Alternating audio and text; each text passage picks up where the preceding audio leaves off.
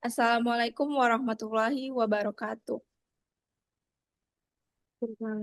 Baiklah, di sini kami dari kelompok 3, topik topik khusus dalam akuntansi akan menjelaskan tentang pengungkapan dan pelaporan ISD, yang dimana kelompok kami beranggotakan, next slide,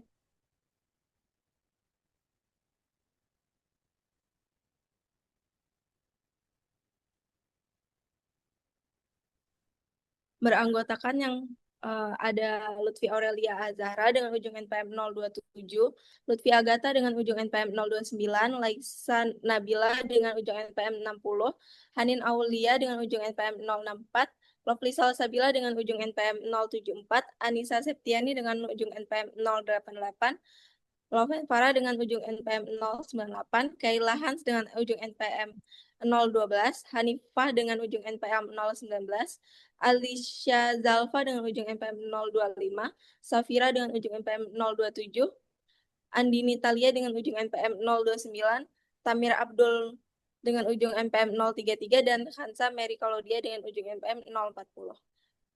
Baiklah, langsung saja masuk ke materi yang pertama akan disampaikan oleh rekan saya Lutfi Aurelia Azhara. Kepada Lutfi saya persilahkan. Baik, terima kasih kepada Loven. Di sini saya akan menjelaskan latar belakang penelitian. Perkembangan bisnis global mengalami pergeseran dari orientasi laba menuju praktik keberlangsungan dan tanggung jawab sosial perusahaan. Konsep Environmental, Social, and Governance atau ESG menjadi kerangka kerja penting untuk menilai kinerja keberlangsungan perusahaan dalam aspek lingkungan, sosial, dan tata kelola. ESG menjadi indikator utama bagi investor dan pemangku kepentingan dalam menilai kualitas keberlanjutan perusahaan. Pengungkapan dan pelaporan ESG meningkatkan transparansi informasi non-keuangan, memungkinkan penilaian terhadap risiko jangka panjang, stabilitas bisnis, serta komitmen perusahaan terhadap keberlanjutan. Penelitian ini menunjukkan bahwa perusahaan dengan pengungkapan ESG tinggi memiliki reputasi lebih baik, akses pendanaan lebih luas, dan kepercayaan investor lebih tinggi.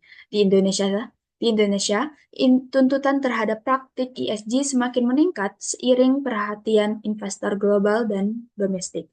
Tantangan implementasi ESG ialah belum adanya standar pelaporan yang seragam, perbedaan kualitas laporan, serta keterbatasan integrasi dengan laporan keuangan. Oleh karena itu, kajian terkait pengungkapan dan pelaporan ESG menjadi penting untuk memahami konsep, mekanisme, dan peran strategis dalam pengungkapan laporan keuangan. Terima kasih Lutfi atas pemaparan materinya. Materi yang selanjutnya akan disampaikan oleh Lutfi Agatha. Kepada Lutfi saya persilahkan. Baik, selanjutnya yaitu rumusan masalah. Di sini kelompok kami menetapkan 3 rumusan masalah yang akan dibahas lebih lanjut. Yang pertama yaitu bagaimana konsep serta komponen utama ESG, Environmental, Social, and Governance dalam pengungkapan dan pelaporan perusahaan. Lalu yang kedua, bagaimana peran pengungkapan dan pelaporan ESG dalam meningkatkan transparansi, akuntabilitas, dan kepercayaan pemangku kepentingan. Lalu yang ketiga, apa saja tantangan yang dihadapi perusahaan dalam menerapkan pengungkapan dan pelaporan ESG secara efektif dan berkelanjutan. Materi yang selanjutnya akan disampaikan oleh Laisa Nabila. Kepada Laisa saya persilahkan. Berdasarkan rumusan masalah, terdapat beberapa tujuan, yaitu yang pertama, mengetahui dan memahami konsep serta komponen utama ESG dalam pengungkapan dan pelaporan perusahaan. Yang kedua, menganalisis peran pengungkapan dan pelaporan ESG terhadap peningkatan transparansi, akuntabilitas, dan kepercayaan pemangku kepentingan. Yang ketiga, mengidentifikasi tantangan yang dihadapi perusahaan dalam penerapan pengungkapan dan pelaporan ESG secara efektif dan berkelanjutan. Terima kasih Laisa atas pemaparan materinya. Materi yang selanjutnya akan disampaikan oleh Hanin. Kepada Hanin saya persilahkan. Baik, pada slide ini saya akan menjelaskan konsep dan komponen ESG dalam pengungkapan dan pelaporan perusahaan. ESG sendiri terdiri dari 3 aspek utama. Yang pertama ada environmental atau lingkungan. Komponen ini berfokus pada dampak operasional perusahaan terhadap lingkungan. Contohnya seperti pengelolaan limbah dan pengurangan emisi gas rumah kaca. Yang kedua, ada aspek sosial. Komponen ini berkaitan dengan hubungan perusahaan dengan para pemangku kepentingan seperti karyawan, konsumen, komunitas, dan pemasok. Misalnya melalui perlindungan hak tenaga kerja dan tanggung jawab sosial. Dan yang terakhir ada governance atau tata kelola. Aspek ini berhubungan dengan sistem dan struktur pengelolaan perusahaan yang menjamin transparansi, akuntabilitas, dan integritas manajemen.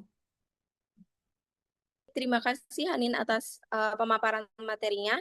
Materi yang selanjutnya akan disampaikan oleh Lovely. Pada Lovely, Oke, selanjutnya akan membahas tentang pengungkapan ESG dan dampaknya terhadap perusahaan. Yang pertama, bentuk dan standar pelaporan. Jadi, dilaporkan melalui Sustainability Report, laporan tahunan, dan Integrated Reporting, mengacu pada standar Global Reporting Initiative, yaitu GRI. Yang kedua, ada pengaruh terhadap nilai perusahaan, yaitu meningkatkan kepercayaan investor, mengurangi asimetri informasi, dan mendorong peningkatan nilai perusahaan. baik, terima kasih Lovely atas penyampaian materinya. Materi yang selanjutnya akan disampaikan oleh Anissa kepada Anissa. 3. Implikasi terhadap kinerja dan kepercayaan investor menjadi sinyal komitmen keberlanjutan dan meningkatkan persepsi pasar. 4. Pengaruh terhadap kinerja keuangan. Hubungan positif antara kinerja ESG dan kinerja keuangan, meningkatkan profitabilitas dan efisiensi operasional, memperkuat reputasi dan daya saing perusahaan. Terima kasih Anissa atas pemaparan materinya. Materi yang selanjutnya akan disampaikan oleh Kayla kepada Baik, selanjutnya saya akan menjelaskan mengenai pengarahan, pengungkapan, dan pelaporan ESG. Pengungkapan dan pelaporan ESG mendukung tata kelola perusahaan yang berkelanjutan. Informasi ESG disampaikan melalui laporan tahunan atau laporan keberlanjutan berdasarkan standar Global Reporting Initiative atau GRI dan Sustainability Accounting Standard Board atau SASB. Untuk penjelasan mengenai transparansi akan dijelaskan oleh teman saya. Baik, di sini saya akan menjelaskan apa itu transparansi.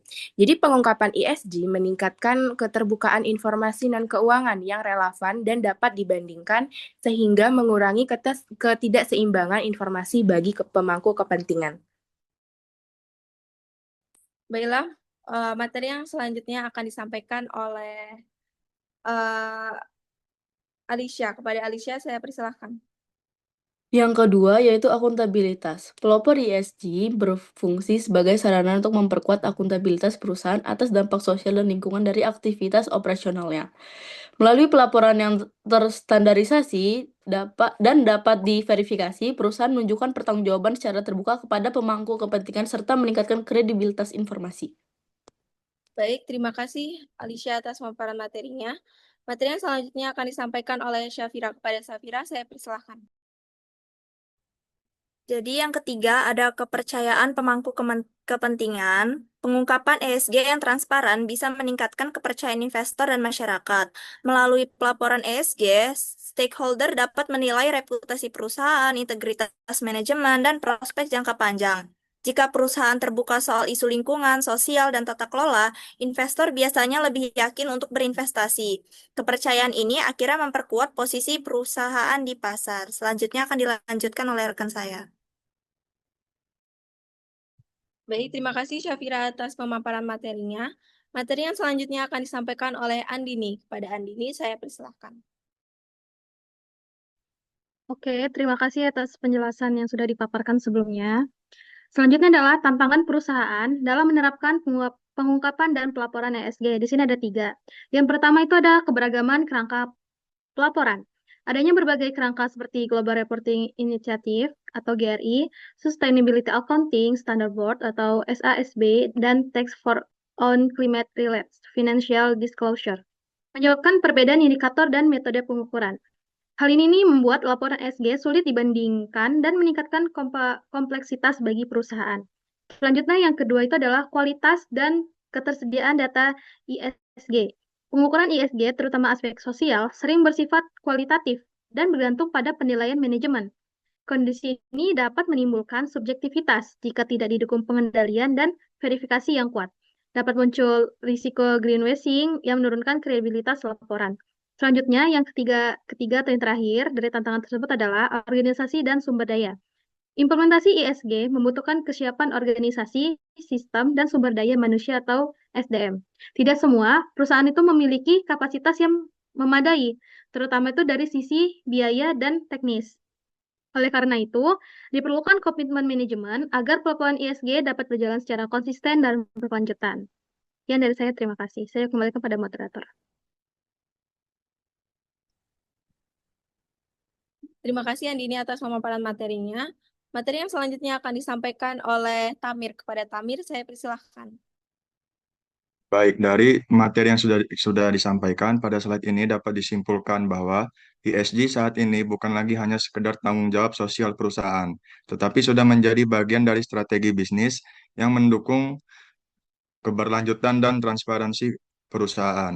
Penerapan dan pengungkapan ESG yang baik mampu meningkatkan transparansi perusahaan, membangun kepercayaan investor, serta berdampak pada reputasi, nilai perusahaan, dan kinerja keuangan dalam jangka panjang. Selain itu, praktik ESG yang dilakukan secara konsisten juga membantu perusahaan dalam mengelola risiko dan meningkatkan prospek keberlanjutan bisnis ke depan. Namun, dalam pelaksanaannya, pelaporan ESG masih menghadapi beberapa tantangan, seperti perbedaan standar ESG secara global, keterbatasan data, adanya risiko greenwashing, serta kompleksitas dalam mengukur indikator non-keuangan. Baik, sekian dari materi saya. Selanjutnya saya kembalikan ke moderator. Terima kasih Tamir atas pemaparan materinya. Baiklah, saran akan disampaikan oleh Kansa. Kepada Kansa, saya persilahkan.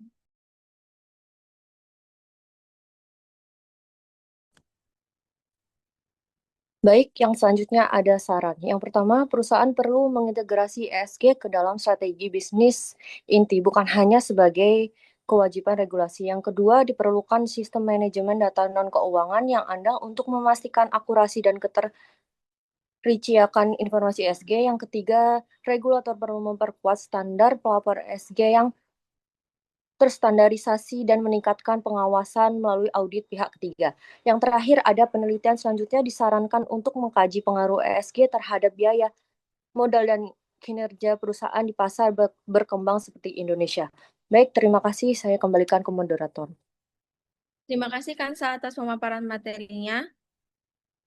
Baiklah, demikian presentasi dari kami. Kami mohon maaf apabila ada kesalahan kata. Kami akhiri. Wassalamualaikum warahmatullahi wabarakatuh.